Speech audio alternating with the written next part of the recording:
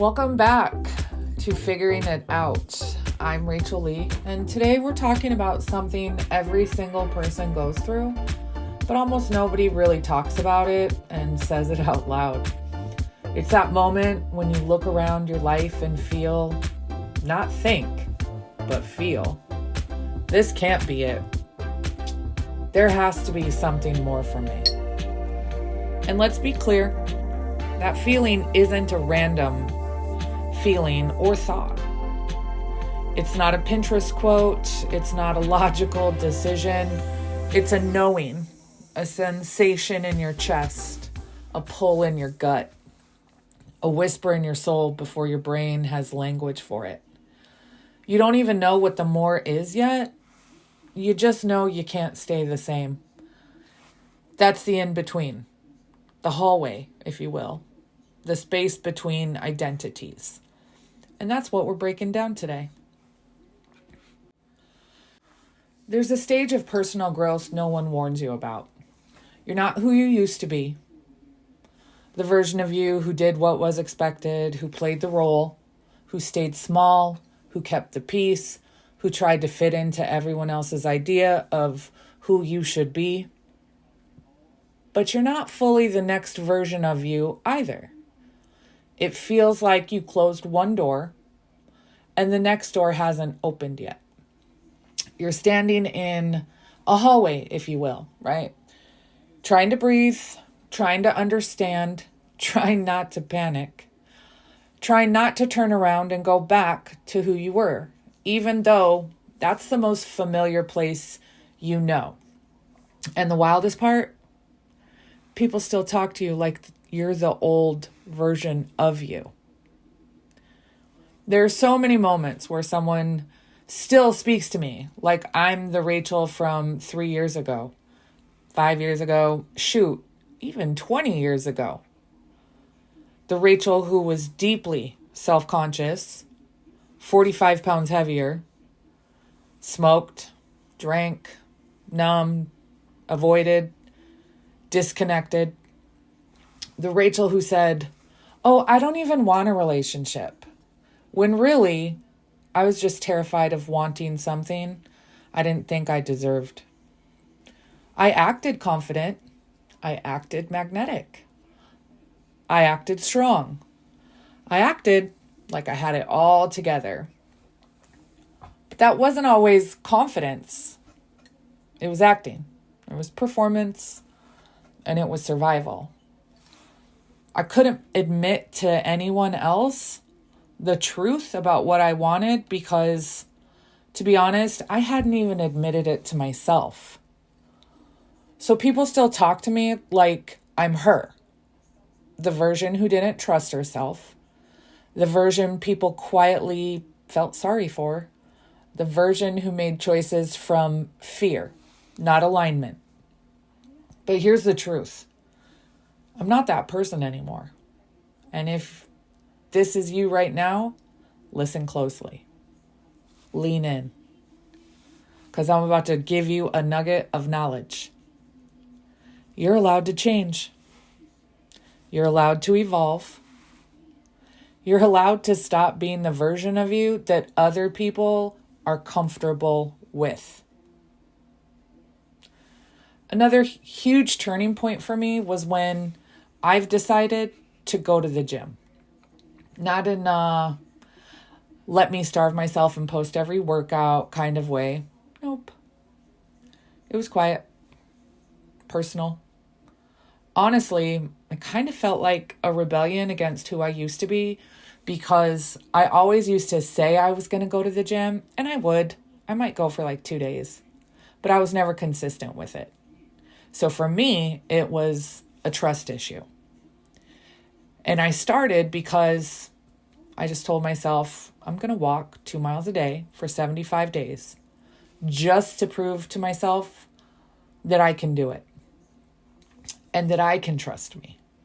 No audience, no pressure, no diet culture, no performance, nothing. And guess what? I did it. 2 miles every day. Okay, I missed one day in those 75 days, but according to James Clear in Atomic Habits, as long as you only miss the one day, it still counts. Anyway, something else unlocked in me during that time, right? I realized I can depend on myself. I can show up for myself, and I can keep a promise to me. I even have done my first 5K in New York City. Not to impress anyone, but because I was choosing me, mentally, physically, and emotionally. And it was another thing that I wanted to prove to myself, that who I am, I can do that. I can do a 5K. And yeah, right now, it's cold as fuck. Getting up before sunrise is not my favorite thing. And there are some mornings that I don't make it to the gym in the morning. I just have to switch it up and go after work. But I still go because I feel better when I honor myself. Consistency is going to build your confidence, not pretending, not performing, not acting. Choosing yourself, even in a small, quiet way, is really going to change everything. You know what's funny? For years, I believed I'd make a great actress. Not because I wanted fame, but because truthfully, I spent most of my life acting anyway. Playing roles, shape-shifting, becoming whoever the moment required, whoever made people comfortable, whoever felt safe to be. I became the strong one, the funny one, the confident one, the chill one, the I can handle anything one, the one who didn't need love, the one who didn't complain, the one who made everything look easy. And I didn't do that because I wanted to deceive people. I did it because honestly, I believed if someone knew the real me, they wouldn't want to know me at all. So I acted and acted and acted until the role didn't fit anymore, until the script tasted fake in my mouth, until I couldn't stand the sound of my own performance. And in that moment, I realized I need to start being who I am. But what did that mean? Right? I didn't even know who I was. I've acted so long in every situation of my life that I don't even know who I am. But here's what I do know. Right now, I'm being who I'm meant to be. I am being who I actually am inside. I'm real. I'm present. I'm imperfect still in so many ways. And I'm evolving.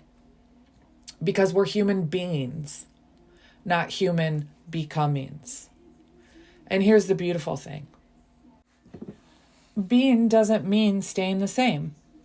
It evolves. It shifts. It expands. It grows with you. The more you learn about yourself, the more your identity shifts in the best way. You're not going to have to chase a future version of you. You just have to be the real you right now. And let the next version of you naturally unfold. Let me ask you this. Do you feel a whisper? If you do, that whisper you feel, that nudge, that weird internal pull, it's not ego, it's not arrogance, it's not delusion or delulu. It's your soul trying to get your attention. And for years, I didn't listen. I was trying to survive. I was trying to pay my bills, raise my kids. But it wasn't saying to me, and it isn't saying to me, not even to you, I'm better than this life. But it's saying I've outgrown this version of me. And that's a big difference. Before we wrap up, here's the question I want you to ask yourself. Where am I standing in the hallway of my life? Holding the door shut, but scared to knock on the next one. Because if you're in the in-between, you're not lost, you're expanding. And one day, sooner than you think, you'll look back and realize this was the moment you stopped asking, what's wrong with me? And start acknowledging I'm meant to be more than who I've been pretending to be. If this episode spoke to you, share it with someone in their own in-between season. And if you want support in your journey, you do not have to do this alone. You can email me at figuringitoutwithrachel@gmail.com or find me on Instagram, also at figuringitoutwithrachel. And just know this, you're allowed to grow, you're allowed to shift, you're allowed to be. You're allowed to outgrow the people that keep putting you in the same box. And you're allowed to step into the truest version of yourself, starting right now. And let me give you a little pro tip. Anyone who keeps putting you in the same box and bringing up stuff you've done years and years ago, but they hold you to that, just pay attention. You can quietly let them know that you're not that person anymore, but if they keep holding you to that, that speaks volumes about them, not you. And I want you to know that. When you move on and expand and grow, you're going to start noticing the people in your life that don't. And that's okay. It just means you're growing. And the next thing I'm going to say to you is, welcome to the club. Until next time, take care of yourself. I'll see you next week.